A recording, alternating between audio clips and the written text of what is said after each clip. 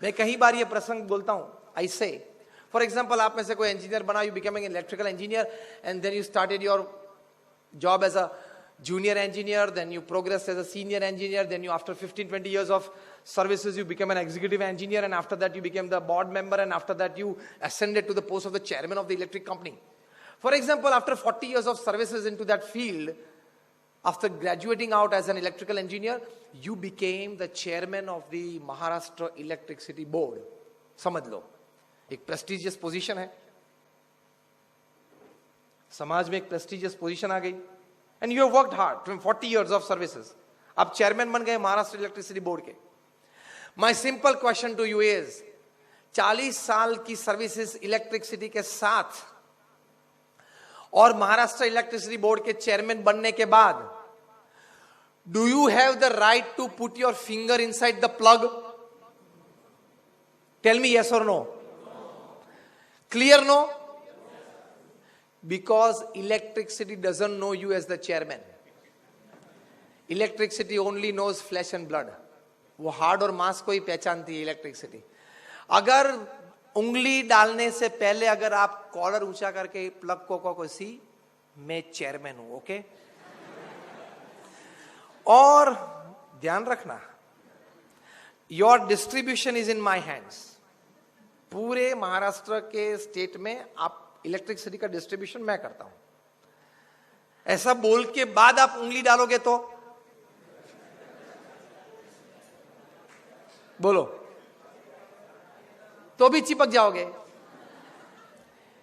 See, electricity does not know whether you are the chairman or the executive engineer. It only knows flesh and blood.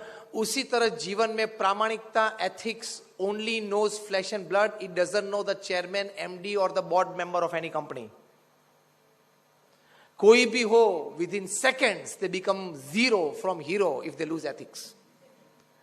आपके जीवन में भविष्य में आप जब कमर्शियल वर्ल्ड में एंटर होंगे, कॉर्पोरेट वर्ल्ड में एंटर होंगे, हमारी बहुत शुभकामनाएं आपके साथ. लेकिन ये ध्यान रखना, आपके जीवन में ऐसे मौके आएंगे जब आपको दिखाई देगा कि अगर ये शॉर्टकट ले लूं, I can become a millionaire easily. ये करप्शन अच्छा एक थोड़ा कर लूंगा ना तो पहुंच जाऊंगा, और इजी है, दिखता है, सामने है, और किसी को पता भी नहीं चलेगा, इतना तो मेरे एरिया में आ जाता है, मैं ये कवर कर पाऊंगा. ऐसे मौके आपके जीवन में आएंगे. उस वक्त आप अगर लालायत हो गए, उस वक्त तो टेम्पररी आनंद आएगा, 15, 25, 50 लाख, 1, 2, 5, 10 करोड़ आ जाएंगे हाथ में. लेकिन आज न तो कल, कल नहीं तो परसों, अगर वो बात निकलती है, निकल गई बार, करियर चौपट हो जाएगा, फैमिली वैल्यूज चौपट हो जाएगी, प्रतिष्ठा समाज में खत्म हो जाएगी, सब कुछ, everything will go within seconds. Sure steps to success मतलब ये फाउंडेशन स्टोन है. कभी जीवन में अप्रामाणिकता मत रखना, नैतिकता हमेशा रखना.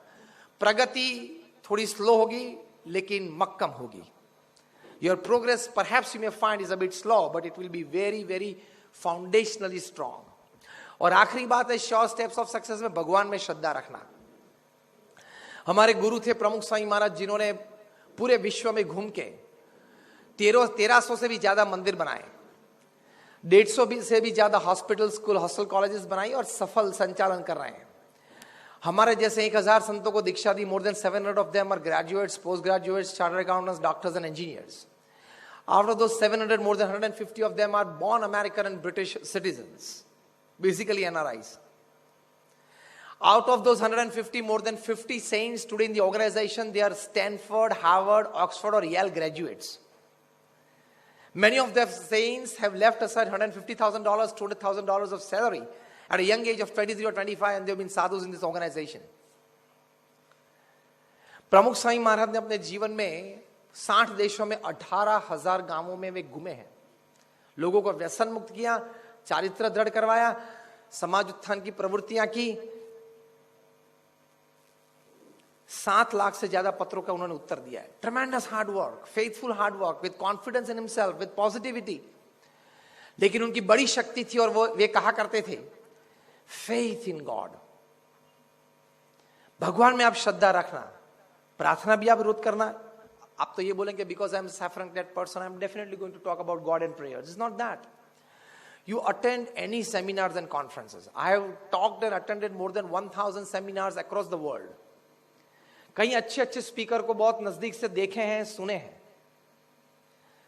कई स्पीकर्स जो मैं आपको नाम बताऊं, कैन ब्लैंचार्ड है, जिम कॉलिंस है, ये लोग $60,000, $80,000, $1,00,000 एक घंटा बोलना चार्ज करते हैं. They charge $100,000 for 1 hour of talking. What must they be talking? क्या बोलते होंगे? मतलब एक घंटे का $1,00,000 मतलब चलो 60 भी गिन लो तो भी 60 लाख रुपए. एक मिनट के 1 लाख रुपए.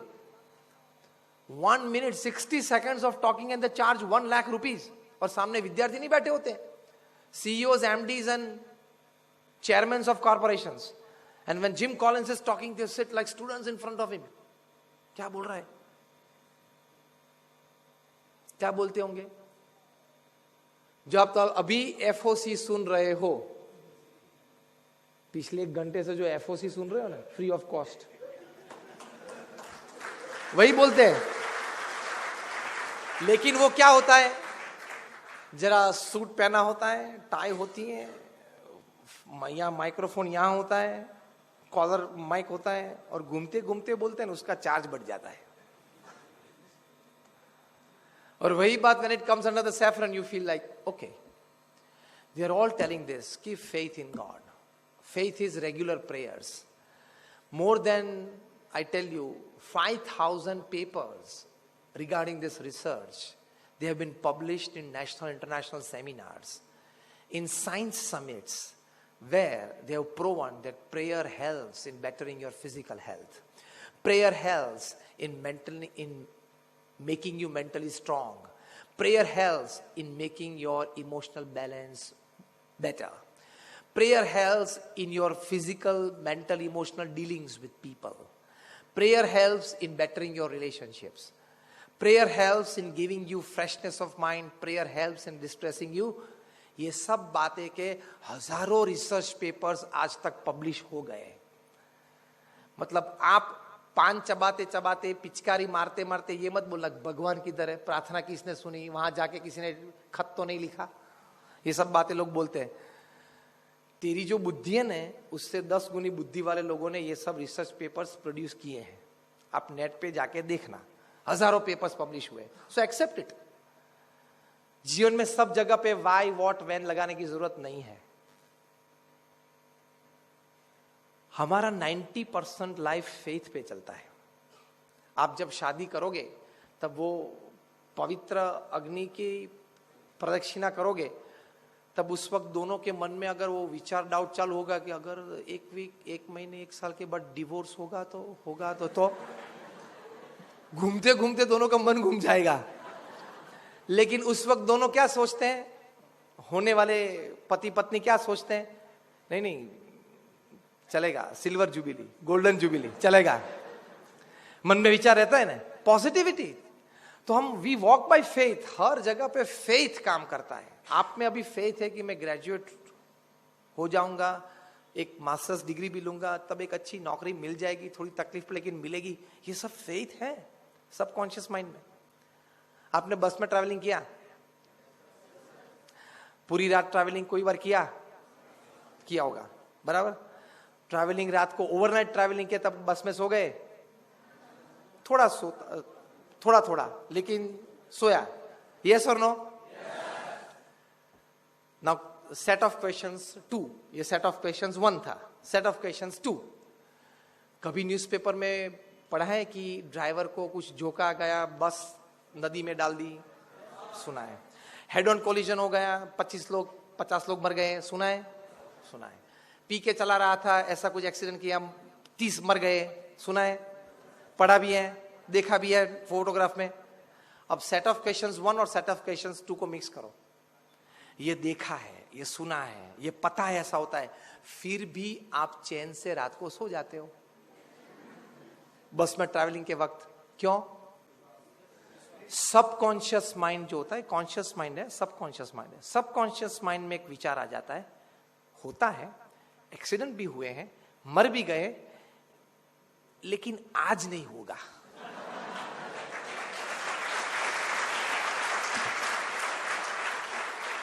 ये सबकॉन्शियस माइंड में एक विश्वास है। एम आई राइट और रॉन्ग? अगर वो जो फोटो आपने देखे हैं, वो जो कहानियां आपने पढ़ी हैं, और वो सब बातें समाचार आपके मन में उस वक्त कॉन्शियस माइंड में आ गए, तो आप तो सीधा कुदका मार के ड्राइवर के बाजू में बैठ जाते, थोड़ा लेफ्ट रख, थोड़ा राइट रख, ओवरटेक मत कर, ओवरटेक मत कर, बैक सीट ड्राइविंग चालू कर देते ना आप। वो कॉन्शियस माइंड में नहीं आता है। जो कुछ भी आपने एक्सीडेंट्स के बारे में पढ़ा है, सुना है, देखा है, उस वक्त सबकॉन्शियस माइंड में ये फेथ चलता है, भी होता है, एक्सीडेंट्स हुए हैं, साल में 1-2 बार होता है, आज नहीं होगा यार, सो जाना है। वो इनडायरेक्ट आता है, एकदम कॉन्शियस माइंड नहीं आता है, इसलिए तो नींद आ जाती है, वरना कैसे आती? अगर आपको किसी ने बताया कि आप घर में जाओ, लेकिन ठीक है, मैंने एक कोबरा को आपके घर में जाते हुए देखा था शाम को, आप रात को बाहर से आए 11 बजे, थक गए, और आपके नेबर ने इतना ही कहा कि कोबरा को मैंने अंदर जाते हुए देखा था, फिनिश। फिर रात को कोई भी सो पाएंगे, कितने भी थके हो, और घर में जाना ही है तो भी सब लाइट चालू करेंगे और देखेंगे, इसके नजदीक मत जाना, यहां जाना। इतना डर जब कॉन्शियस माइंड में आ जाता है ना, तब नींद नहीं आती। लेकिन रात को आपने ऐसे दृश्य देखे तो भी ट्रैवलिंग में नींद आ जाती है, मतलब सबकॉन्शियस माइंड में फेथ है। मेरा सिंपल लॉजिक श्रद्धा के बारे में इतना ही है कि एक 5,000 रुपये का पगारदार ड्राइवर, जिसको आप पहचानते नहीं हो, जिसकी शक्ल आपने नहीं देखी, जिसका नाम आपको पता नहीं है, उसके विश्वास पे आप अपना जीवन रख देते हो, अपने परिवार का जीवन रख देते हो, तो जिस भगवान के बारे में शास्त्र में इतनी बातें लिखी, उस पे विश्वास आप क्यों नहीं कर सकते?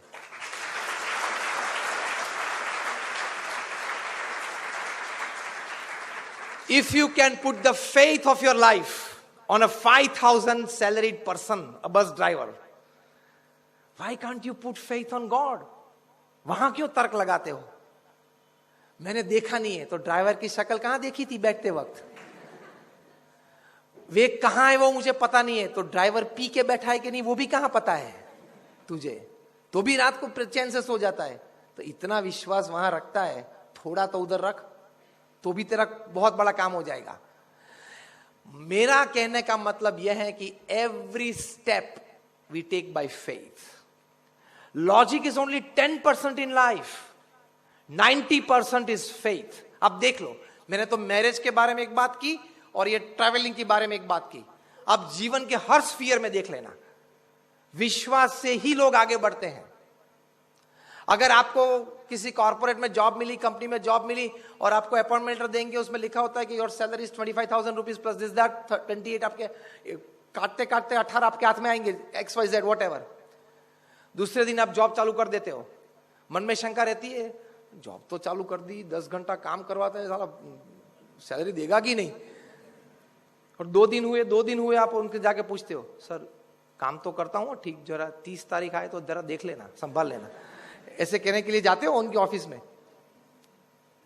और फिर 28 तारीख आई और बोलते हो 28 दिन से काम कर रहा हूँ, वो सैलरी देगा कि नहीं, क्या पता, सामने भी नहीं देखता है, गुड मॉर्निंग बोलता हूँ, क्या पता। डाउट्स मन में रहते हैं कभी नहीं, वो एक लेटर पे एक विश्वास रहता है।